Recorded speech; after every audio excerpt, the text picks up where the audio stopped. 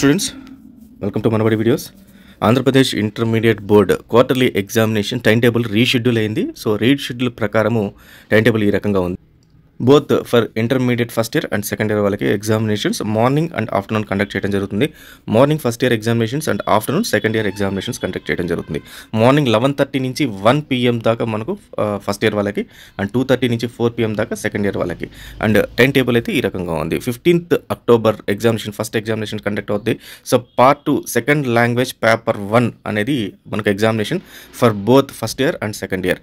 అలాగే Wednesday 16th October 2024 part 1 English paper 1 ఏదైతే ఉందో అది పేపర్ 1 అండ్ ఇంగ్లీష్ పేపర్ 2 వచ్చి సెకండ్ ఇయర్ వాళ్ళకి, పేపర్ 1 వచ్చేసి ఫస్ట్ ఇయర్ వాళ్ళకి. అండ్ 17th October 2024 థర్స్డే రోజు వచ్చి mathematics 1A and mathematics 2A ఏమో సెకండ్ ఇయర్ వాళ్ళకి, బాటనీ ఫస్ట్ ఇయర్ వాళ్ళకి, అలాగే బాటనీ సివిక్స్ పేపర్ 2. సో ఇద్దరికి first year and second year రెండు సపరేట్గా ఏం చదవను.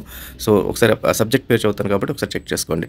అండ్ ఫ్రైడే రోజు వచ్చి మళ్ళీ మనకు మ్యాథమెటిక్స్ 1B ఉంది, మ్యాథమెటిక్స్ B పేపర్ B ఉంది, అలాగే జువాలజీ పేపర్ ఉంది, అలాగే హిస్టరీ పేపర్ ఉంది for both first year and second year వాళ్ళకి. Saturday 19th October physics paper 1, physics paper 2, economics paper 1, economics paper 2.